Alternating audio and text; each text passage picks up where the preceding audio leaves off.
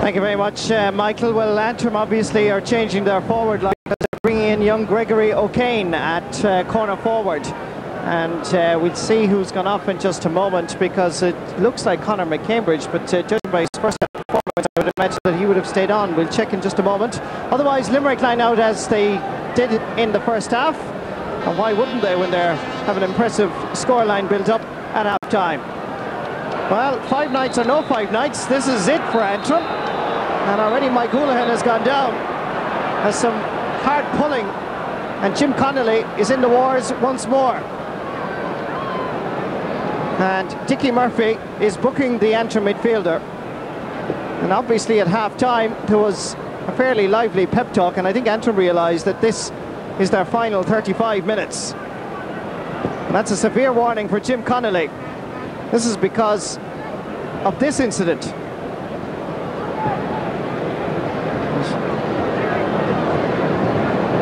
So there's some wild pulling there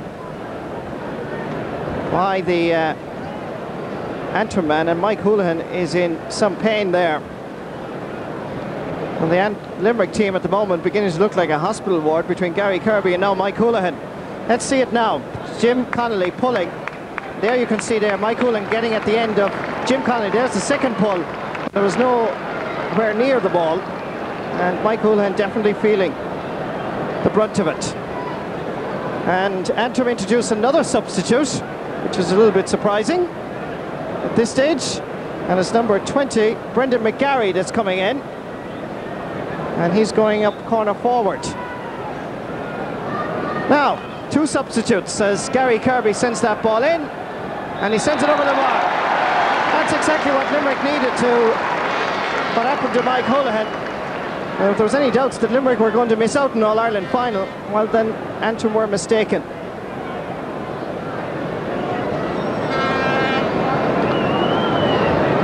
So an interesting start to the second half. Gary Kirby unable to get there. Gary O'Kane sending it in. Well pulled on. Here's Sambo McNaughton. Can he inspire his young colleagues? That's a free for a ball by Mike Houlihan on Conor McCambridge. So it's a free in for Antrim at the very start of the half. Mike Houlihan, he's been inspirational so far at midfield, and 2 points to his credit. That's Jackie Carson. 1 point against Down in the Ulster final, and 2 points against Limerick in the All-Ireland semi-final. But they need goals, judging by that scoreline.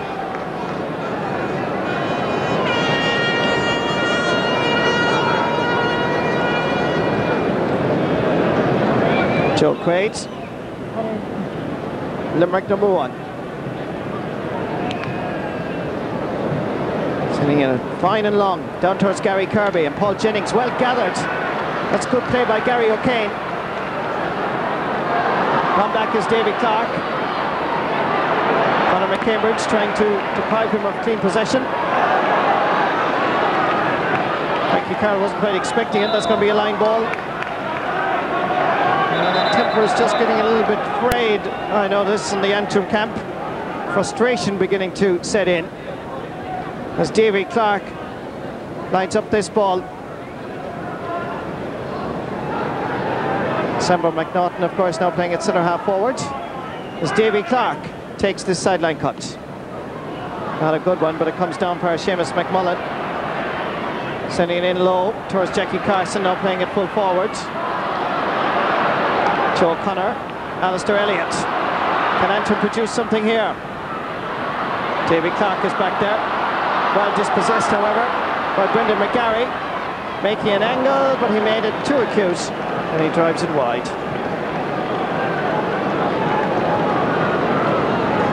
And Antrim certainly now at the start of the second half conceding that the original 15, particularly the forward sextet, weren't combining at all or penetrating enough to get scores. Not successful this time either. And Gary O'Kane now playing at centre half back. That's going to be a free for a foul on Davy Clarke. Brendan McGarry being the guilty party.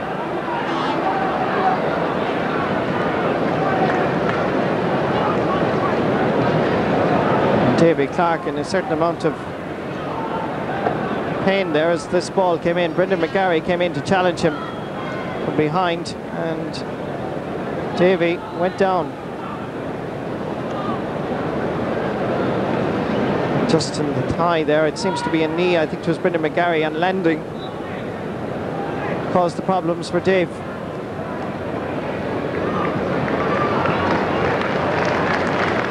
This is it from another angle here as Davy Clarke came in. It's a fall there by Davy Clarke, and that caused the problem. Hegarty with the free. Popping it in. Brendan Prenter is there.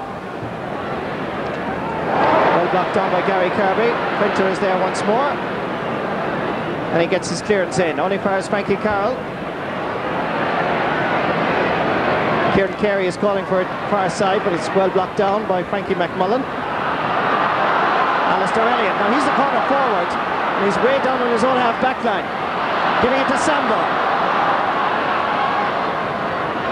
And Sambo drives it wide. Antrim now have a total of 9 wides and nothing going right for the Ulster champions.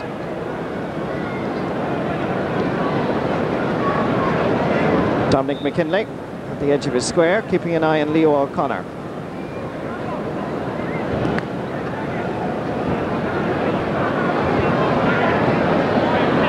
The match that is played for a very large crowd would really, for all intents and purposes, you wouldn't notice it that much, only when Limerick go forward, because Antrim seem to be a little bit depressed at the moment. Aidan McAteer, referee, is calling a halt to it. And he's going to give, I would imagine, a throw ball on the 20-metre line.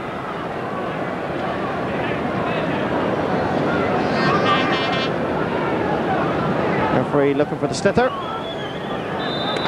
Seamus McMullen and Frankie Carroll. TJ Ryan. And Paul Jennings sends it out over the line. Line ball for Limerick. Not a very memorable match, it must be said. We were hoping that the second half will be a little bit better, but Antrim have failed to respond to the challenge so far. Gary Kirby with the sideline cut. A real beauty. 1 goal and 2 points in the All-Ireland semi-final for an injury-hammered Gary Kirby. This is a wonderful skill. A sideline ball, a dead slither, comes in and cuts it absolutely perfectly, gliding over the crossbar.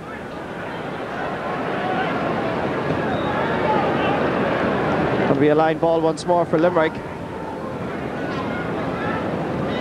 And Jerry Barry and the Antrim mentors would be a little bit concerned with this performance. They were hoping for a lot better. Limerick camp, of course, will be quite happy as Declan Nash about to take the sideline cut. Players not sufficient distance back, according to Dickie Murphy. So now Declan will give it a good right swipe. That's exactly what he does. It's Seamus McMullen. Dominic McKinley. The hurling by Antrim seems to be a little bit awkward at times. And that's another free for Limerick. And I certainly think that the crowd here in Croke Park will be hoping for a lot better from the Galway and Offaly match. So far, the Limerick people of course will be happy, as that free is taken and put over the bar by Gary Kirby. The scoreline gets more intimidating from an Antrim point of view.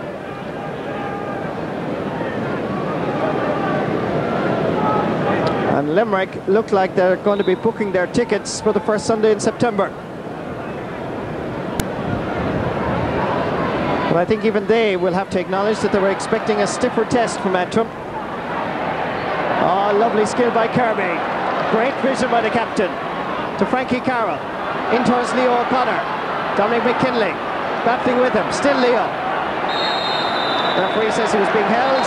And tempers, as I say, are being frayed. And Dominic says he was being held. The referee, Dickie Murphy, says he weren't. That's a free for Limerick. Now, was he being held? They tussled, they harassed, they pushed and they shoved, and there was holding actually.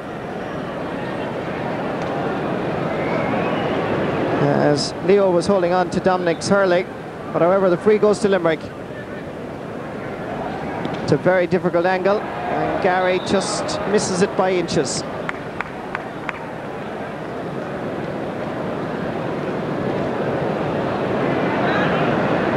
Puck out given quickly to Seamus McMullen. Into McGarry battling with Davy Clarke. It's Paul Jennings. Sambo. To Paul McKillen. Sending it straight over the crossbar.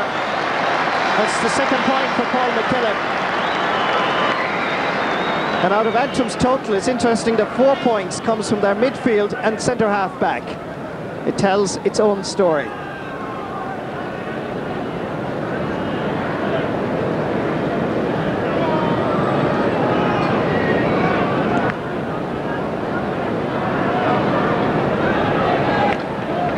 Ball falls down for Gary O'Kane, who's done very well since he moved back to centre half back. Alistair Elliott giving it to Paul McKillen. Ball in the search for Brendan McGarry. Davy Clarke intercepting. What a solid right half back this fella is. Well blocked down by McGarry, but still Clarke manages to get it out. Nice play, however, by Gregory O'Kane. Showing some nice skill, sending it in, and Joe Quaid is there. Down towards Gary Kirby. Giving it out to Mike Houlihan. Sending it in towards the corner. Well intercepted, however, by Aidan McAteer. Picked up by Mike Galligan. Damien Quigley is there. Still Limerick managed to go forward. The referee not liking the challenge by Antrim. Free for Limerick. Gary Kirby once more goes across to take the free.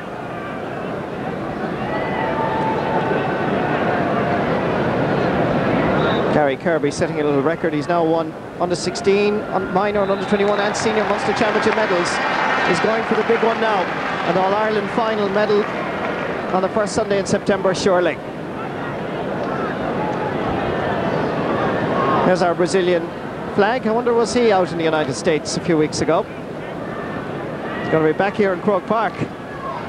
It looks like, unless Antrim can produce a real miracle. Gregory O'Kane to Seamus McMullen, throwing the ball in front of him, and he managed to get away with it. Still McMullen, and he gets the free. The point won't be allowed. And referee Dickie Murphy giving the free. That ball not being allowed, at least the score not being allowed. This is McMullen as he was going forward. Just keep an eye now. There's the throw. Blatant foul, which Dickie Murphy didn't spot because, in fairness to Dickie, he was behind him and couldn't really see it. But a little bit of good fortune this time for Antrim. And Limerick backs aware that Antrim now at this stage have to go for goals. Here comes Mushy McMullen. Driving it in low, saved by Joe Quaid, and out for a 65. Good defending by Limerick. As Antrim start another onslaught. This is their third 65 of the match. And Paul Jennings going to take it. Almost 14 minutes gone now in this second half. That's a poor strike by the centre half back. The striking by Antrim this afternoon, not up to their standards that they've usually enjoy here in Croke Park, although their experiences in Croke Park have never been over-exciting, of course, except that 89 victory. The boots are back on, and Antrim have the sideline ball.